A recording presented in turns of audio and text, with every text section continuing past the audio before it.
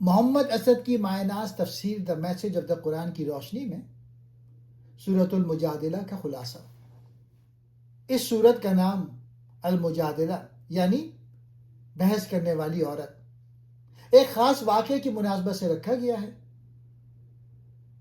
محمد اسد کے مطابق یہ سورہ معاشرتی اصلاح، انسانی حقوق اور منافقین کی ریشہ دوانیوں کو بے نقاب کرنے کے حوالے سے انتہائی اہم ہے۔ پہلا پوائنٹ، سورہ کا آغاز ایک خاتون کی فریاد سے ہوتا ہے جن کے شوہر نے قدیم عرب رواج کے مطابق انہیں ماں کہہ کر رشتہ ختم کر دیا تھا، جسے زہار کہا جاتا تھا۔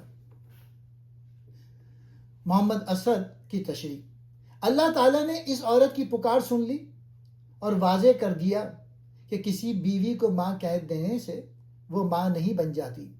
یہ ایک جھوٹی بات اور ناپسندیدہ فعل ہے۔ کفارہ، اس عمل کی تلافی کے لیے غلام آزاد کرنا، 2 ماہ کے روزے رکھنا یا 60 مسکینوں کو کھانا کھلانے کا حکم دیا گیا تاکہ معاشرے میں عورت کے احترام اور خاندانی استحکام کو یقینی بنایا جا سکے۔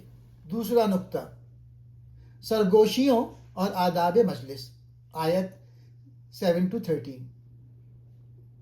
یہاں اللہ تعالیٰ کی ہمہ گیری یعنی اومنی پریزنس کا ذکر ہے کہ جہاں 3 ہو وہاں چوتھا اللہ ہوتا ہے۔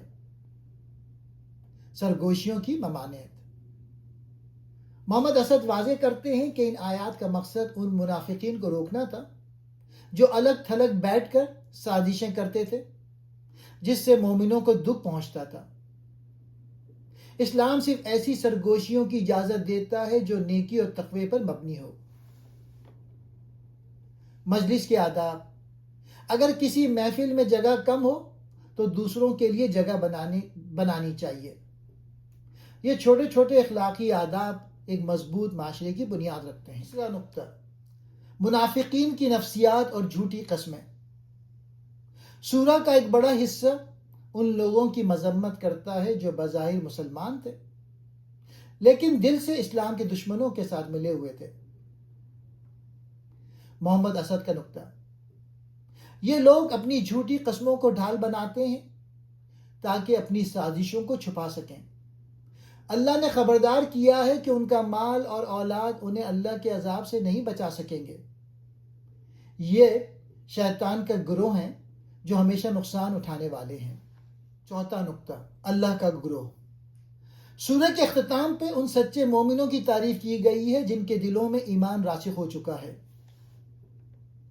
وفاداری کا معیار، سچے مومن اللہ اور اس کے رسول کے دشمنوں سے قلبی دوستی نہیں رکھتے، چاہے وہ ان کے باپ، بیٹے، بھائی یا قبیلے کے لوگ ہی کیوں نہ ہوں۔ محمد اسد کی وضاحت، اس کا مطلب خاندانی تعلق توڑنا نہیں بلکہ نظریاتی وفاداری کو ترجیح دینا ہے۔ ایسے ہی لوگ اللہ کا گروہ ہیں اور یہی اصل کامیاب ہونے والے ہیں۔ خلاصہ سورہ، محمد اسد کے مطابق یہ سورہ ہمیں سکھاتی ہے کہ نمبر 1، عورت کے حقوق، جاہلانہ رسومات کے ذریعے عورتوں کا استحصال ختم ہونا چاہیے۔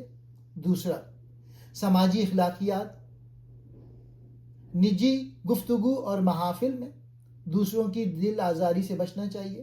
تیسرا، 2 ٹوک موقف، حق اور باطل کے درمیان کھڑے ہو کے ہمیشہ حق کا ساتھ دینا ہی ایمان کا تقاضا ہے۔